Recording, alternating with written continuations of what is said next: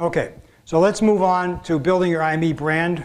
We're on page 75, I believe, of your book.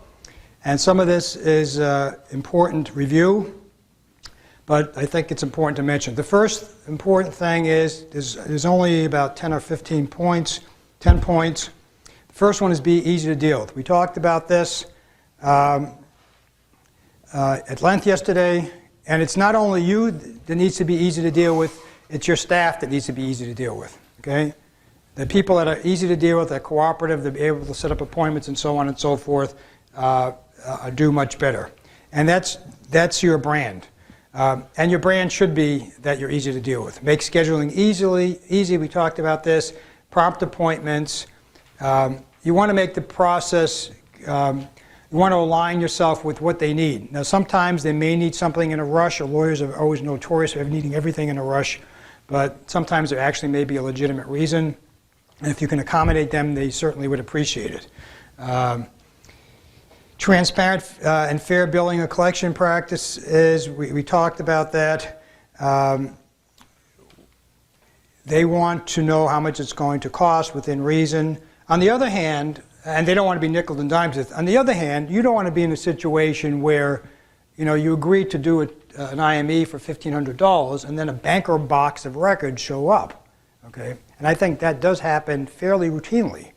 You agree to an IME, they don't tell you, you don't ask how many records are involved, and your 30-year-old case shows up. Okay? So whatever your fee is on that 30-year-old case, assuming you would have to go through 30 years of records, the file could be this big. It could be 2,000, 3,000 pages of documents. In my opinion, if you do get an IME like that, and they kind of sandbag you without telling you how big it is, I would call them up and say, listen, I herniated a disc lifting the records that you sent me. You never mentioned the fact that you were sending me 1,500 pages of documents to review, and obviously I can't do this for $1,500. So, the fee for doing this, reviewing the records, is going to be whatever. Do you want me to do it, or do you want me to return the file to you? That's what I would do. And I've been in that situation myself, with people send me things to review. I ask people when I do their consulting and stuff, how large are the file, and they say, oh, the report's 8 pages long. I just want you to look at this 8-page report. Okay? The report comes. It's 87 pages. I go, perhaps my memory is incorrect, but I distinctly remember you telling me this report was 8 pages. Well, I added some stuff onto it. Okay?